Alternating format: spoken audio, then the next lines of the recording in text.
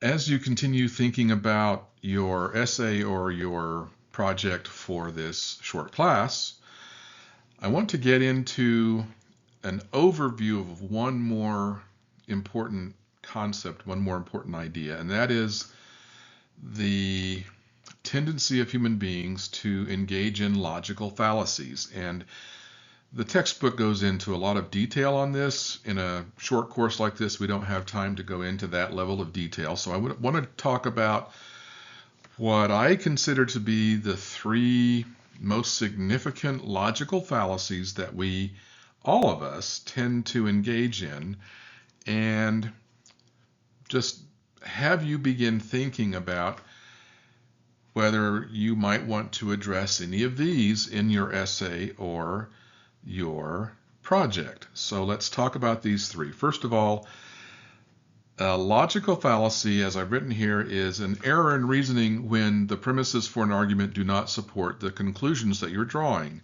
Now, we probably do this multiple times a day. Sometimes it's important, sometimes it doesn't matter. I want to talk about three of the most significant types of logical fallacies, give you some examples of what they are, and I've chosen these because I think they tend to be ones that we use most often, and I think they're the ones that are probably most important to understand. So here we go. We're going to talk about ad hominem, we're going to talk about straw man, and we're going to talk about hasty generalizations. So ad hominem is a Latin term, and it essentially means that you attack the person, their character, their behavior, whatever, instead of addressing the actual argument that that person is making. Or you attack an entire organization that is making a certain argument without addressing the argument itself. Now, this is so common. It happens in politics, it happens on social media, it happens on news programs, happens all the time, and we don't even recognize it often when it's happening. The problem with it is that you may be entirely right about that person or that organization or those people. They may be whatever. But if you don't think about and address the actual argument they're making, the position they're taking, then just simply saying, well, I don't agree with you because I don't like you, is not helpful.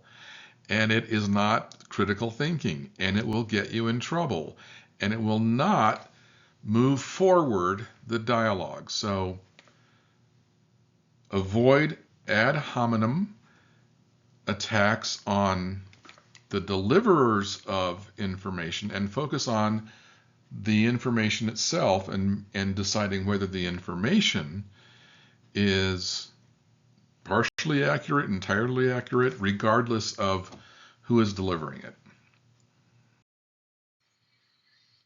Another classic and very common logical fallacy is called the straw man. And what that means is that, again, instead of addressing the core argument that someone is making or that you're trying to decide whether you agree with or not, you simply misrepresent that argument and then knock it down. Let me give you a couple of examples of this.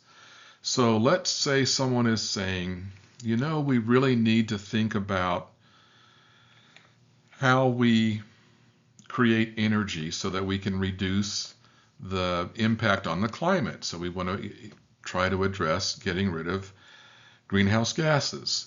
And the argument against that might be, oh, so you want to immediately shut down all oil production and all natural gas production and make us go to green energy, and it's going to be expensive and we won't be able to do the things we do, blah, blah, blah. That is classic. It is not addressing the claim. It's misstating the claim and then knocking it down. Similar example would be, let's say someone says, you know, I think we should be using fewer plastic bags. And your response is, Oh, so you just want us to what? Carry around bags all the time? And no, that's not what the person said. So make sure that when you are deciding whether to engage with a conversation or decide whether you believe in an argument, that you are addressing the argument and not misstating the argument or overreacting to it in a way that makes it easy to knock it down. That, again, is not critical thinking. It's not helpful. And as you know, it happens all the time. All right, so my third example that I'm going to have you consider here, and there are dozens and dozens of these, and if you want to, the textbook is now yours to keep forever. You can download it and put it on your computer if you want to go back and refer to it and read it after this class and go into some of the other types of logical fallacies. I encourage you to do that. A hasty generalization is, again, something that we do all the time. And here's an example that is internet-based. So let's say you're scrolling through stuff. Maybe you are watching YouTube shorts, or you're doom scrolling, or whatever it is that you're doing, and you allow that process to cause you to draw conclusions without support. So you might go through, and one of the issues about doom scrolling is that we come away believing that the world is just a complete disaster and everything is falling apart until you start looking at the data, or until you start digging deeper. For example, people are always concerned about crime, rightfully so. But a lot of people are saying today crime has never been this bad. It's just as bad as it's worse than ever.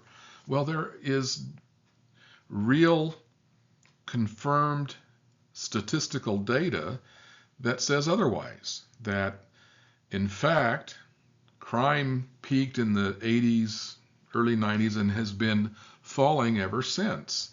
And in most places in the United States right now, it's lower than it has been in 2 generations. Another one that you hear all the time, which is so classic, and that is about the younger generation. Oh, the younger generation, they have it so soft. They don't think, they don't read, they don't whatever. Well, that probably isn't true. And it really irritates me when I hear people say, oh, when I was a kid, we blah, blah, blah, blah, blah. Music when I was growing up was blah, blah, blah, blah, blah. Or, we actually read, or we actually played outside. You know what? Maybe you did, and maybe the people around you are behaving differently than you did. But until you have done the necessary research to determine whether your perception is actually true, don't consider that an argument made. You're reacting to circumstances and you are making generalizations without support. So, as you think about the essay, the project, you might consider bringing in one or more of these logical fallacies into your consideration. And more important, think about it.